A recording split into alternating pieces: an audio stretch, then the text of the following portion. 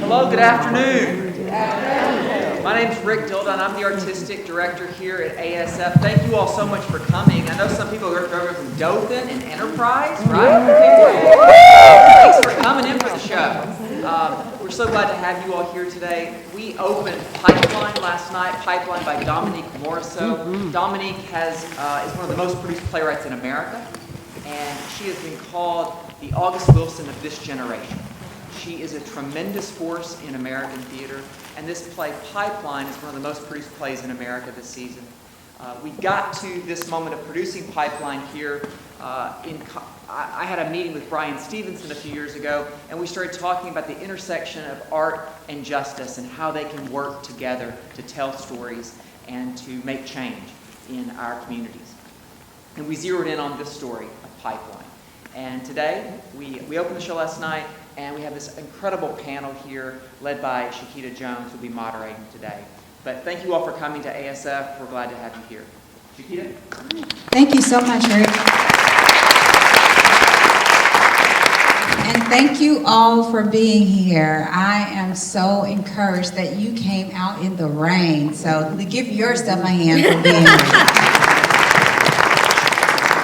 And I must acknowledge my sorority sisters in the room. Thank you very much, Sisters of Delta Sigma Theta, for coming. Hello. So, as Rick explained, we are in just a little while after this conversation, we will be watching Pipeline. And it's about the school to prison pipeline. But before we get to that, I would like to introduce you to our panelists. We will start over here to my left. We have Dr. Antonio Williams, who's the principal of Lanier High School in Montgomery County. We have Anthony Brock, who's the co-founder of Valiant Cross here in Montgomery. And to my right, we have Lieutenant Mackey, who is the public relations officer for Montgomery Police Department. And to my far right, we have Dr. Scott Holmes, who is the clinical director of behavioral health of Alabama Department of Youth Services. So please welcome our panelists here today.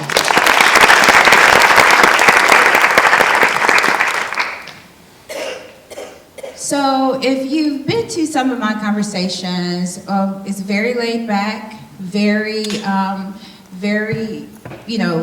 soft and on a level where we all can connect. So that's the goal. What we want to be able to do today is to really look at the school to prison pipeline, as well as consider some of the issues that we may have in our public school system, and look at private versus public, and as well as community needs as we look at the school to prison pipeline. So as I was preparing for this conversation, I decided to look up some information about Alabama and the school to prison pipeline. According to the Southern Poverty Law Center, nationally, Black children are suspended at 3.8 times the rate of white children. And they are 2.3 times as likely to be arrested in school, frequently for non-criminal rule violations or misdemeanors, including highly subjective offenses such as disorderly conduct.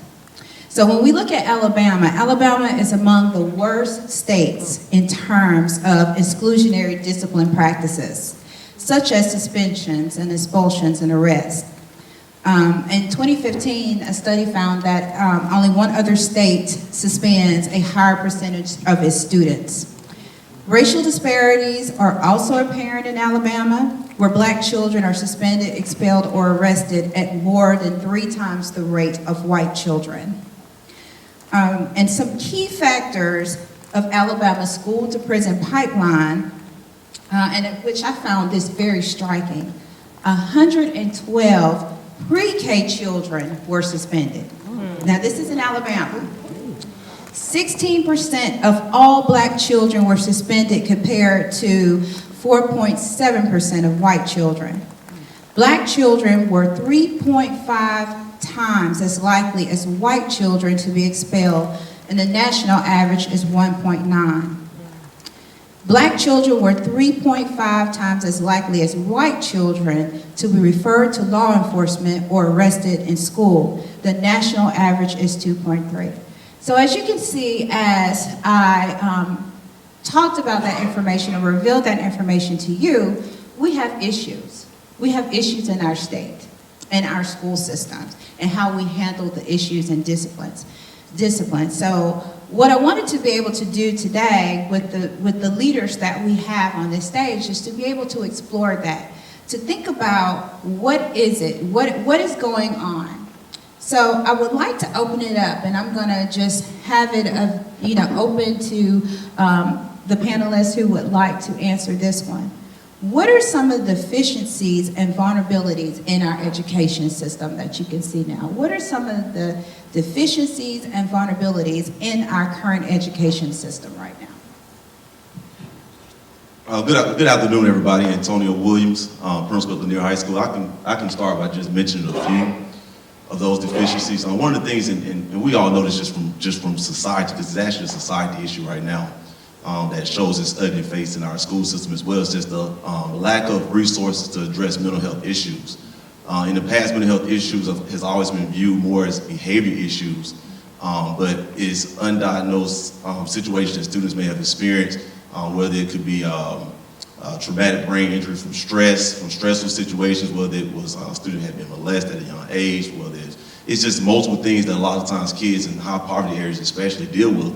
That just goes unaddressed. Some of the things that we'll try to do to try to address those things. At Lanier High School, we actually hired a full-time social worker. We were the first public school here in Montgomery to hire a full-time social worker to address a lot of those mental health issues that before would simply be an office referral and probably suspension from school. Another thing that we don't address enough and talk about enough is the lack of financial resources that's put into our school system. We talk all the time about our school system not performing up to par, but very rarely do we talk about the lack of funds that we support our local school system with here in Montgomery. I don't know if you all are aware of this, but Montgomery actually funds our education, our public school system at the lowest possible rate that is required by law in the state of Alabama. And so there's no way that you can expect for a public school system to address all the issues that we have to address in the public sector with very minimal resources and financial support. So a lot of times people say, well, if you all do a better job with the resources that you provided, then we'll give more. And I just think that's madness to wait on the school system to improve test score wise or improve in whatever ways that the public IC should improve without putting our money where our mouth is. And so I think two deficiencies is simply the lack of financial support and then the lack of resources to address mental health issues in our school system. And I'm glad that you brought that up, because one of the things that I found from a report in 2007, that Alabama spent 1.5 times as much per prisoner as per public school student. So if that's in 2007, imagine what we're doing now. Dr. Scott Holmes, did you want to elaborate on that? I do. Let me say that one of the reasons why I went into mental health is I wanted our students, and you know what I mean by our students, to see someone like me that looked like them that they could trust and talk to. I think in our culture, a lot of times mental health for African Americans was very taboo. We went to church and we clapped and we shouted, but at the end of the day, we went back home to some traumatic experiences. And so there's nothing wrong with that. But the bottom line is that I think what happens is that a lot of students will go, or parents will just they take the child to the doctor, they get them diagnosed with ADHD, when actually that's just not really what's going on. Maybe the child just needs someone to talk with. And so therefore the therapy is what they are missing. It's just like high blood pressure. You can't just go eat a bucket of chicken and then go ahead and take your medicine. You've got to change your diet too. So the psychological diet of the child has to also change. But I also want to say that because I worked in the penal system and I currently work in the penal system, one of the reasons why we had behavioral interventionists in the school system is because we wanted to stop that pipeline. Now we have, prisons are overcrowded, and I would guess about 60% of those inmates that we serve right now have mental health issues because they were never addressed, and they are people of color. And finally, when they get to prison, it's like, oh wow, the light bulb comes on, the epiphany comes on. All of a sudden now, if I had gone back and talked about this or dealt with this, maybe I wouldn't be in the position that I'm in now. Also, from my point of view, today, wrong has become right, and right has become wrong when it concerns our juveniles. Nowadays, prison is glamorous instead of looked upon as a punishment. It's brownie points for you in the street to go to prison and to come out, you're the big man, you're the big guy. So now we have to get into, it's not running for me, it's not running gun anymore in the streets. It's not run, I catch you doing something. Now it's getting to the hearts and the minds of those that I come in contact so I can change your thought pattern on the issue of going to jail. And when you have lack, any of us, when you have lack, the first rule of thumb is self-preservation. When you have lack, you'll almost do anything to get the things you feel as though you need. Even if I stop school and I start to hit a lick, meaning I go out and take yours while you at work. Oh, and then I can brag about it because I got the new J's on my feet.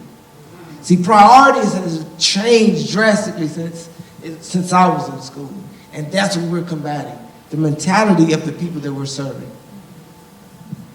So I'm going to say the biggest thing with me is the fact that these boys show up, and African-American males show up labeled already day one. So we're labeled as angry, we're labeled as having ADHD, and let's be real, we're labeled as being criminals and we're labeled as being lazy, but we were stole by criminals. And we worked the land, we built America.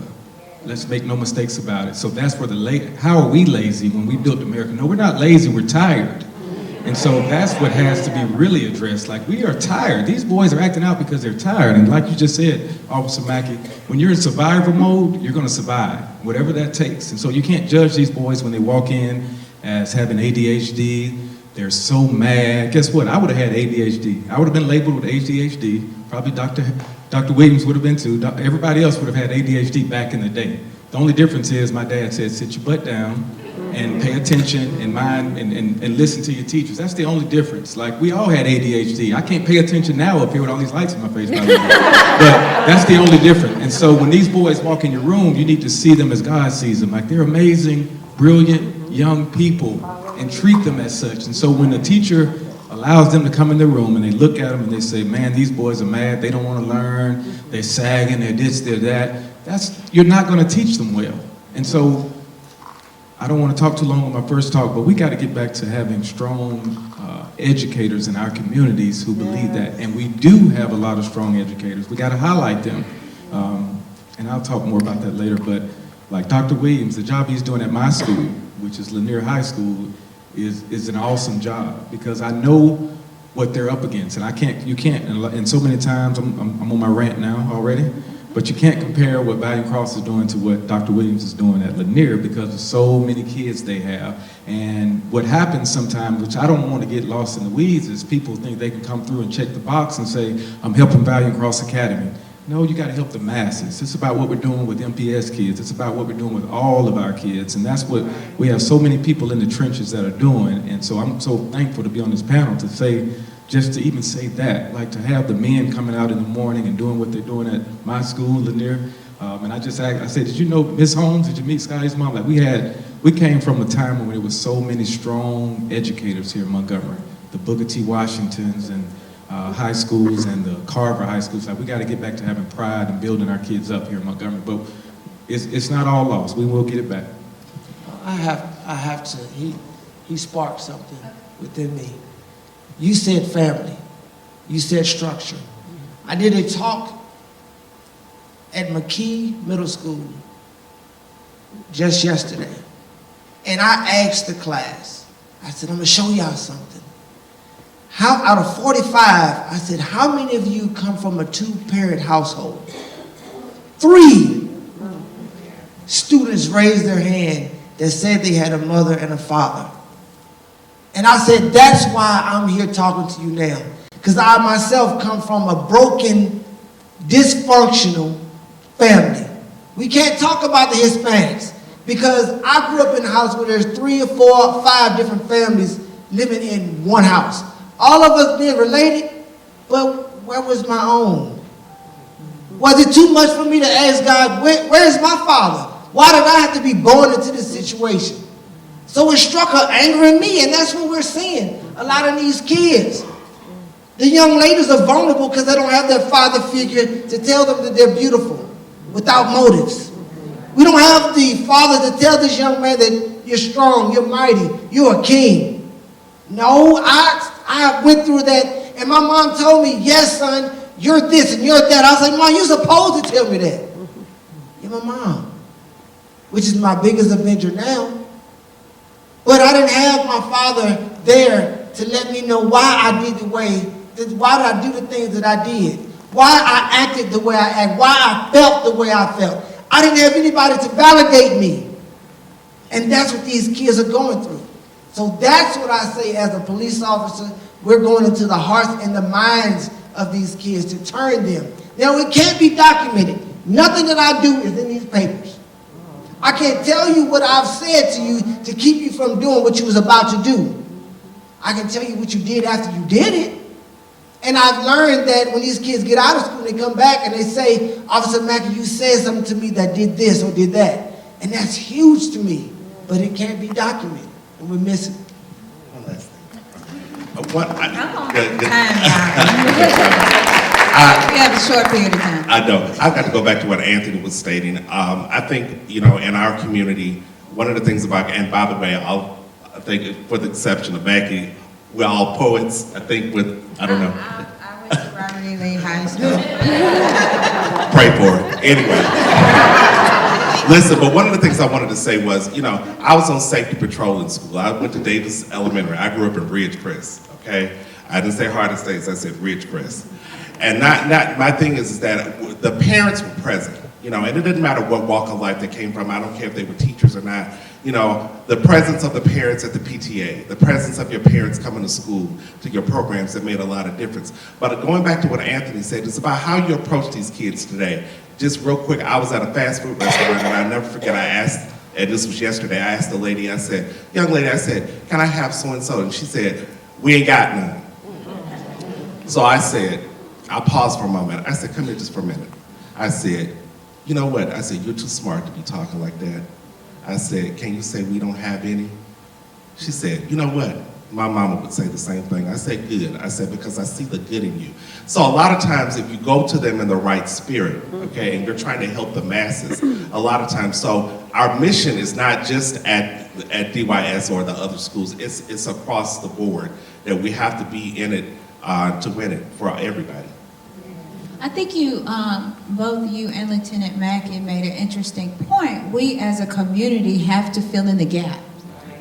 So I guess we have to figure out how we can do that and what that looks like when we're trying to engage with the youth. But Anthony, I wanted to circle back to you because, being a co-founder of a school, you obviously saw some deficiencies or maybe, let's just put a question mark there, maybe, because I hate to have a false assumption. But you saw something that you wanted to change, or you saw something that you wanted to see, that you had a vision for these young men. So talk a little bit about the deficiencies and the vulnerabilities that you saw that fueled you to build what you have now.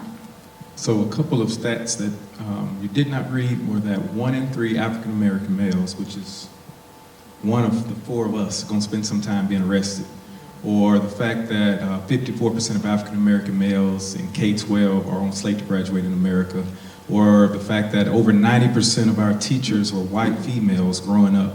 And I think you guys can all attest to that. Like, we have white people, I was so upset, and when I got to ASU, I started going home with friends. I had 2 great parents in my house, and when I started going home with friends, I realized they didn't have what I had growing up, and that's what sparked in my brother and I. I'm a public school educator for about 14, 15 years. I've been a principal. I worked as an at-risk specialist, which is another term I don't like, at risk, because all students are at risk. It's just what risk factor are you going to put forth? And so that's what made us want to create Valiant Cross Academy. And we're just trying to focus on our little place on the wall, which is right now we only have 150 kids. Eventually we'll have 220 plus. But right now we're just focusing on our small group. But I just wanted to come back and be a role model to as many young people as I could. I've been mentoring for years, started maybe over 10, 15 years ago with a mentoring program that's still in existence in Prattville. But I just wanted to kind of stand in the gap and really every day on a day-to-day basis be there for these young people and let them know that you are brilliant. Any space you go in, and I believe that with myself, there is no space I go in that anyone is better than me. But you're not better than anybody else in that space. And so that keeps you hungry and humble at the same time. And so we got to teach that to our young people as well. Thank you for that. So, so tying it back into the play, it's about a young black male's journey through these, I'm going to say systems, because there's a lot of things in play as you consider the play. So I want to put the question out there, and I think you touched on it a little bit, Anthony, but we want some of the other panelists to maybe use their voice in this. What are the roots of some of the overwhelming biases towards young African American men in this country? What are the roots of some of those overwhelming biases towards African American men? Obviously, you all are African American men, and you have a perspective. So let's share it with us. It's a lot of roots probably that most of us probably visit EJI if you have not done so. I definitely recommend you visit EJI because I think that is built upon addressing the history, the ugly history of America when it comes to race relations, especially with African Americans in the country. Bringing it more relevant probably to present day, I think the entertainment industry helps fuel some of the biases that we currently see in some of the mindset that our students have because they constantly see in entertainment industry as well as in the, when I say entertainment, I'm speaking specifically to music and movies and theater. And so I think a lot of times we see African American men being angry. We think it paints a picture as if it's cool, as if the smoking the marijuana is cool, the selling the drugs. Things of that nature I think is glamorized in some of our media. And so we have to try to combat that a lot. We speak with our students. A lot of times the approach that I try to take, I never try to, because I have students who have interest in becoming rappers and things of that nature. And the first thing I try to do is not try to talk down upon that because there's nothing wrong with it. It's beautiful poetry and it is a talent. But we just try to help them make sure they see it in a different way and see how they can use their talents, their God-given talents to make a difference in their community and not perpetuate some of the negative stereotypes that exist in some of our entertainment. I think also an intricate part of that today is social media. What are we willing to do to get a like? Young ladies are willing to share their bodies with the universe just to get a like. The young men are willing to knock somebody's teeth out just to get a like, or to get this persona that I'm that guy. Or you want to look a certain way to someone else just for validation, just for likes, and it goes back to home. Not getting validation from home. It's not all right for me and my kids just to be okay. I'm a police officer, yes, but my hat goes, I have many more hats. As being a school resource officer, a community relations officer, a friend, a father, in other places besides my home. It's not okay that my kids are in college. No, someone else's kid has to go to college too, because that's the one that's going to break in my house if they don't. We're missing it. It's not okay just for us to be okay. We have to reach back because of the lack that I was talking about with resources with fathers. Men that are out there, reach back and get someone else that don't even belong to you. Why? Because it's the right thing to do and it's what's needed. We need to stand up and take our rightful spots as men. Forget a label. Men first, and care about everyone else. And then your needs will be taken care of also. Dr. Holmes, we talked a little bit about in our pre-conversation, you and Lieutenant Mackey and I, about just the school resource officers and the behavioral specialists that used to be in school. Give us a little context of what that has been like, the history of that, because, you know, we mentioned earlier that, you know, we were educated in Montgomery Public Schools, and when people got in a fight, they got 5 or 10 days. You know, usually got in a fight, it was like, well, what'd you get? You know, so it wasn't that we had necessarily, I don't believe we had officers at school. So I wanted to talk a little bit about the roles of the resource officers and the connections that the intention when the behavior specialists were in the schools initially. Okay. When I initially got hired in Montgomery Public Schools, it was through Student Support Services. And what we did was that we hired, it was a Safe School Grant, and we hired behavioral interventionists throughout the school district. And mainly they were in Title I schools, the schools that had been targeted, that had high behavioral issues. And these behavioral specialists or behavioral interventionists came from the mental health arena, and they came in to provide, we adopted a curriculum called the ART curriculum, which was aggression replacement training. Long story short, we put it in the alternative schools, put it in the regular schools, and the connection was with the school resource officer, because we wanted them to show, to see that the Montgomery Police Department or law enforcement itself wasn't your enemy, but they were your support. However, due to funding was cut, and so as a result of it, those positions were ripped, and here we are again. So again, going back to the penal system, 60% of those inmates are men of color, and they are now in the penal system. But even before that, even in the juvenile system, there were diversion programs that were there where the monies were cut, okay? And so therefore, there was nothing to send them to. If they got caught stealing, if they got caught doing something else, then immediately what they would do is they would just send them to juvenile. And so then here we are again. So what we try to do, and briefly, what we try to do with the Alabama Department of Youth Services, the last resort is we want to put them into a lockup facility, okay? A major lockup facility, because we want to stop the pipeline into prison, because just like Mackie said, they will get used to being in prison. They'll become institutionalized at 14 years old, okay? Trading and bartering, okay? Sneaking and escaping and things such as that, because they see that as a norm, because that's where it has come from, and it's a survival game. And so what I feel that needs to comes back, we need to go back to, is to get some resources in, to get diversion programs, to divert these kids from being in prison, because now they get into the point where they think it's a badge of honor, because I was locked up. Yeah. So I found some information from the Carruthers Institute that reveals that in Alabama, which it sounds like there is a need for diversion programs in the school system, that if we had had one, $52 million could have been, $52 million could have been saved, and 36,000 fewer children over a 5-year period between 2012 and 2016 would not have been arrested. Right.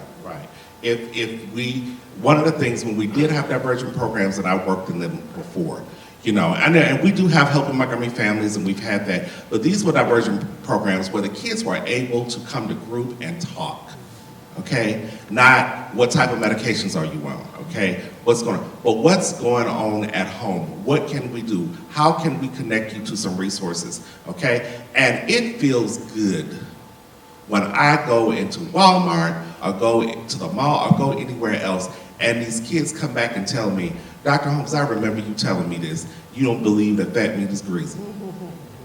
And the good thing is that they didn't get there. They didn't get to the fire, okay, to know that. Because at some point in time, I saved one, you know, or two. So the thing is that I just wish that we had these monies to bring these diversion programs back, to keep these kids from having to go to lockup and to having to spend the rest of their life. A 17-year-old or an 18-year-old having to do 25 years? That's a long time, people. That's a long time. And then when they get in prison, they're still committing crimes because nobody ever taught them anything better. So the flip side, I want to jump in and say the flip side is even when, like we're talking about young people having voices, so even when you are so-called making it or doing well in life, you're still in spaces as a black man that you have to mute what you want to say. Because I'm in so many spaces now and I'm like, hey, let me speak to that, let me speak to that. And then I have to mute what I want to say because I'm in a room and I'm still the minority. And so what makes me mad makes me angry is when I'm in spaces that tell me that no matter how well, how great we teach these boys, at the end of the day, they're going to continue to bump their heads. Because economically, here in Montgomery, we don't have a piece of the pie still. And people are going to have to relinquish control here in Montgomery.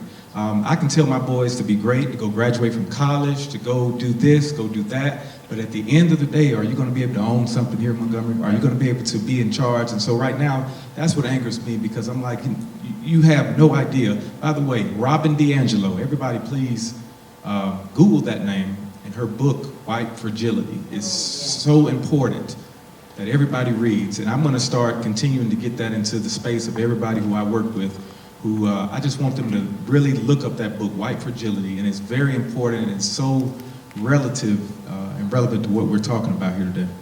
You want me to get in here? I got somebody that knows it. Please. Okay, I get in here. Y'all look for that. And you know, we can't go to sleep to the fact that prison is a multi-billion-dollar industry. We can't go to sleep to that. And I know I'm a police officer, yes. But there's money in incarceration. And if I can make you feel as though wrong is right and right is wrong, you're falling right into what I want you to do. We have to watch who's pulling the strings. And to add to that, I often tell them, yes, the justice system is flawed. It is. However, it is our job to teach our kids to not give it power.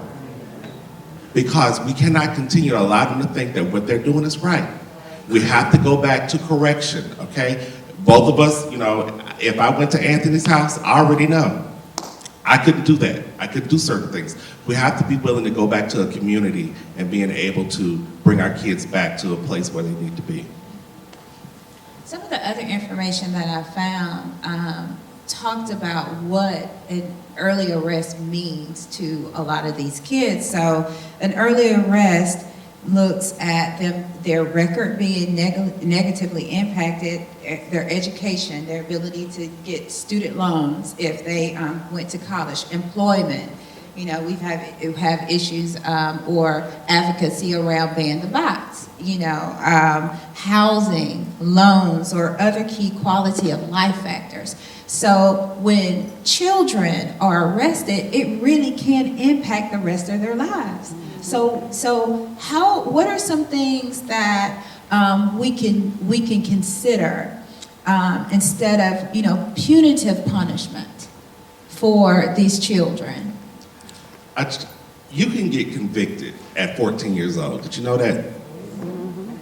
And depending upon the severity of the crime, we have kids at the Alabama Department of Youth Services that are doing what we call juvenile life.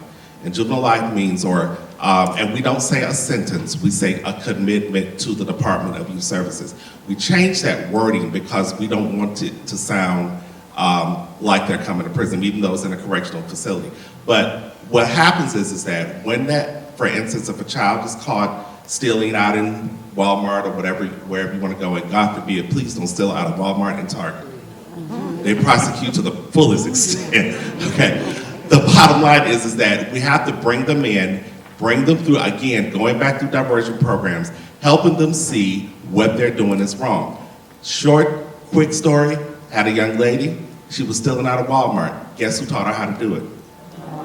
Her mom. She had a baby at 14. I told her, go ahead and continue to have them so you can get them out of the way.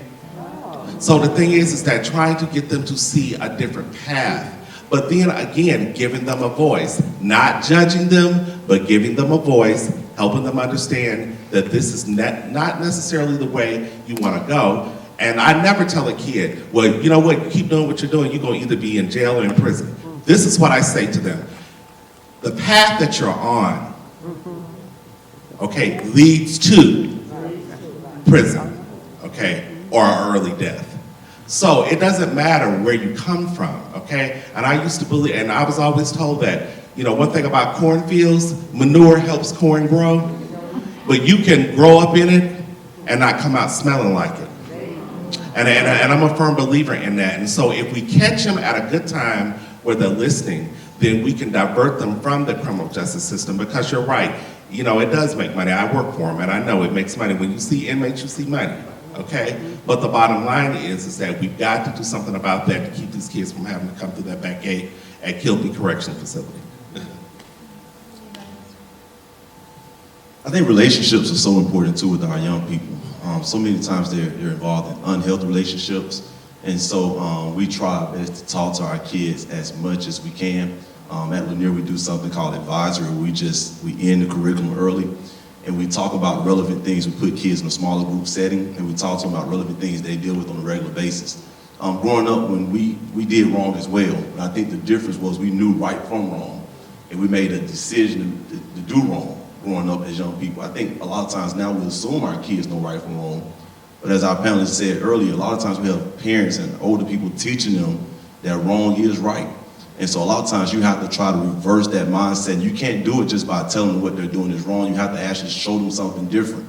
And you can't always just tell them it's different, what they're doing is wrong. You have to listen to them, because they always feel that that adults don't listen to them. We don't understand what they're going through. We can't see things from their perspective. And so a lot of times we spend most of our time just listening to our kids and asking probing questions to get them to try to understand if they make the decisions that they're currently making, what's the end result. And then we try to show them something different. We try to be creative with our curriculum. We'll try to add different courses. When I first got through there, I tell you one of the things that we did was very unpopular, and some people still don't understand it, but we stopped preaching college to everybody. We stopped telling our kids that college was the answer. You get a college degree, you're gonna make it, and you're gonna become something. We stopped telling them that, because a lot of times our kids are talented, but they don't wanna sit in the classroom from 7:30 to 3 o'clock. They don't wanna sit there and learn algebraic equations and various things in human anatomy and physiology and these different courses that they just don't understand. How is this gonna help feed my family?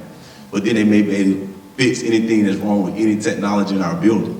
Or they may be good with plumbing or electrical, and they can be very successful in various career paths without a college education.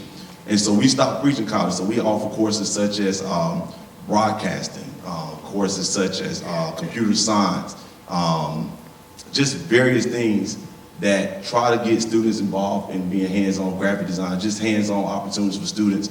We had one point, you all probably heard of Impact, our technical school here in MPS. Even though out of all the traditional schools, our enrollment is the lowest, we had one of the largest number of students, students that were attending Impact, and that was intentional. Because what we would do is we would have students to complete a career interest survey. We would then partner with the Chamber of Commerce. We would bring all these various individuals in for a career fair. We'll have students walk through the career fair, and we'll have students identify their top 3 career choices. Not always dealing with college education. What's your top 3 career choices? Then we will partner with various individuals from the community and bring them into our advisory setting, group students into a setting where it was just them, if they wanted to be a truck driver, we would bring a truck driver in to work with those students, and we will advocate truck driving to those kids. What will it take for you to become a successful truck driver? And so I think a lot of times we lose our young people because we constantly preach to them about what they should be doing, and we don't take the time to listen to them. We don't offer new ways for them to be successful outside of some of the things they're currently doing. I'll say some really quick. So perception is everything. While I'm sitting here listening to Doc talking, there are some things going on in Montgomery Public Schools that need to be improved. But there are some things going on at Valiant Cross Academy that need to be improved. There are some things going on at Montgomery Academy that need to be improved. So perception is everything. We have to fight for the perception, because there are more things going on well in Montgomery Public Schools than anywhere else. We can always look for the bad and everything, and there are a lot of things that need to be fixed anywhere we are, but we as a community have to rally around, because the majority of our kids are Montgomery Public School kids, and I'm a Montgomery Public School product. My dad's a principal in Montgomery Public Schools for years, mom retired teacher. We got to fight for, first of all, the perception. And so when things are going well in Dr. Williams' school or Mr. Brooks' school, Dr. Brooks' school, we have to promote those things to the community, because it ain't all bad. Because my daughter actually is at a private school here in Montgomery, and it's not perfect anywhere. And we got to stop thinking ours is worse and theirs are better always, and start pushing our people to the forefront and pushing and finding those anomalies that are doing so well. Like the kids at Brutech or the kids at Lee that are doing well, the kids at JD. It's not all bad. We got to stop looking at it from that point of view. Now, there are things that need to be fixed, but I just wanted to say that no place is perfect. And the community as a whole has an opportunity to push those things to the forefront. And I'm just looking over the crowd now, and I'm just going to let you women know that I really appreciate women in Montgomery, because if you look over the crowd right now, the percentage of men compared to women, and every time I get to speak to, even to my fraternity, I say, guys, if y'all aren't mentoring these young boys, you're not doing anything. And I'm a Kappa, I'm Beta Zeta Nu, but I tell them all the time, y'all aren't doing anything if you're not mentoring. And it's the women, the black women specifically in Montgomery, who are standing in the gap for these young men, and you got to challenge them every chance you get to get out, to get involved, because they're not present right now. And I'll tell any man that to his face, like, I appreciate all the men here today, but they got to step up for these boys. They have to step up and get in the gap for these boys in Montgomery. Well, we know the Delta's working in Montgomery. And the Sigmas are too, so the Sigmas and Xamas. Okay. The Sigmas at? Ain't none in here. You got to make Y'all know Mama said something. Okay. I want to just turn the corner a little bit, because we only have a little bit more time. So I want to kind of just put these two questions together, okay? So I want to think about, what is parenting in the 21st century? And what does community support in connection to these schools look like in the 21st century? Now, parenting in the 21st century, I have a 15-year-old, and self-medicating is not okay, all right? I get it, you know. It's difficult, it's difficult. But what does that look like in the 21st century? And tie that into, what does community support looks like as you parent in the 21st century? Because we understand it takes a village. It takes all of us. It takes all of us to be able to bring this together and raise better children. Well, I had to jump on this one. Okay, good. Because I didn't have a father, because my home life was so dysfunctional coming up, I have 5 kids, all by one woman. Okay, thanks for clarifying. Who I am currently married to now. And I couldn't raise none of my kids the same. But the common denominator in all of that is time. I work a lot and I mentor a lot, but I had to set aside that time to be with my own. We had to sit down at that table and eat. A lot comes out at that dinner table, that breakfast table. It was no holds barred in the Mackey's house at breakfast. Say what you need to say. And a lot of things came out, and that's when I got to know my kids. Because it's possible to live in the same house, have the same blood, and not know each other. Because you're out in the hustle and bustle of life. Because I grew up poor and broke. There's a difference. Yeah, I should say, what's There's a difference. Poor is a frame of mind. Broke is you ain't got no money in the pocket. I was broke and poor at one time. But I told myself, when I become a father, I'm going to be the best that I can be. When I be a husband, I'm going to be the very best that I can be. And I think it's commitment. That's missing. You know, with the men, I need to be that guy. I can have all of these women, because there's a lot of them out here. It's a wrong mentality. It's the wrong mentality, and that's taught to the kids. So the kids thinking, or the young men thinking, as many women as I can get. It's harder to stay with one than it is to have 5. I just throw that out there. So I think it's taught. With me coming up like I did, and to have a cognitive effort to be the best at being right, as we put it. I want to say, of course, Lieutenant Mackey, I remember when he came to Alabama State as a student, and trust me, he's right. He didn't have anything, but like a lot of the students, we had to feed him. He was in the band, crazy. But anyway, long story short, but piggybacking off what he stated, I think as far as community resources are concerned, I think getting these children involved in a lot of the activities that are going on. One of the things that I did when I was working at the alternative school, they often told me that I couldn't take them on a field trip. Well, I decided to take them to ASU Connection Day. You know, I wanted them to see exactly what they could do. And what I wanted them to know was, I understand the type of home you came from, or you're coming from, but you have to allow that pain or that lack, that pain in your life, to push you towards your purpose. And it's so important that they do that. And it's so important that someone assists them in helping them find their voice and not shut them up, but talk to them and allow them to say what they need to say and get them involved in other activities and broaden their horizons to let them know that they don't have to stay in that run. We gotta make sure we let technology raise our kids as well. As a parent, I know it's easy to put an iPad or a cell phone and things of that nature in front of our kids, and they'll be fine for hours. But what are they watching? What are they learning when they have those iPads technology? You probably don't want to know the answer to that. I have a middle school age daughter and an elementary age daughter, and we do the same thing, Mac. We believe we do puzzles together. We have game night, we do devotion together, we eat dinner together without phones, without anything at the dinner table, we do that. And we just talk. And to know some of the things that my elementary daughter, who's in 4th grade, is exposed to, and some of the things her friends, you know, and Lord have mercy, I wish I could see my face afterwards, going like, oh, I have to keep my composure moment when somebody in the 4th grade can say, Dad, I have a friend who said she liked another girl, and it's a female, and there's nothing wrong with let's not get into that, but sexuality at the 4th grade shouldn't be discussed on any level. Girl like a girl, girl like a boy, anything of that nature. And you have to speak to your kids about those things because they're being exposed to it younger than ever. Same thing with my daughter who's in middle school. Some of the terminology, some of the things that she's exposed to. We got her cell phone. We go through her cell phone, we check her cell phone. My 9-year-old does not have a cell phone, and she's one of the few students in her class without a cell phone.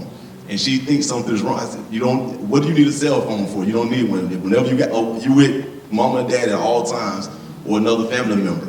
And so we gotta make sure we don't let technology raise our kids. As far as community support goes, we gotta have community support for our schools. Mr. Brock was exactly right, the perception is negative. A lot of times we don't discuss this, and I'm just gonna throw this out here and not really dialogue about it, but our school system is more segregated now than it was prior to Brown versus Board versus education.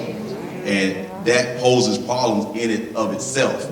And so a lot of times, it doesn't just hurt our young minority students who are segregated.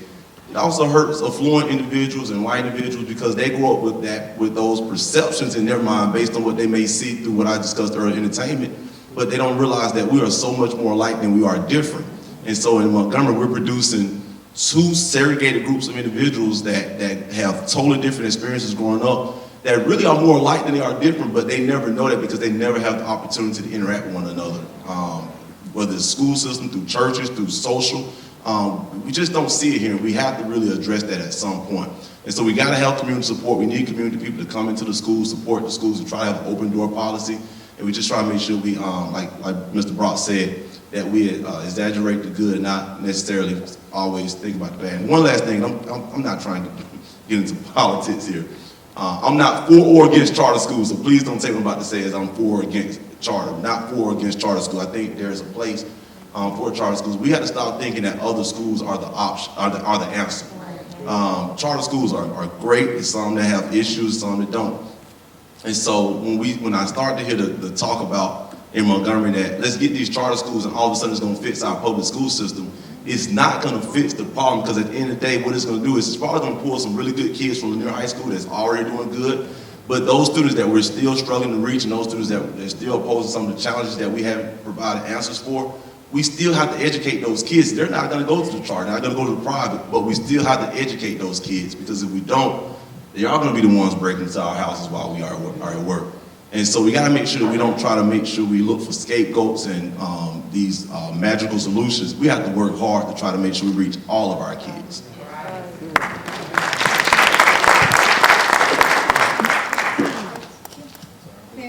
Yeah, so she's back to 21st century parenting. I'm sitting there listening to my brother right here. So 21st century parenting is not, it's really educating our parents on what parental support looks like, and I always talk about it is you need to just back the teachers 99% of the time. I'm gonna be honest with you, because most people don't wake up in the morning saying, I'm gonna go mess with little Johnny today. I'm gonna make sure he has a bad day. I'm gonna write him up today.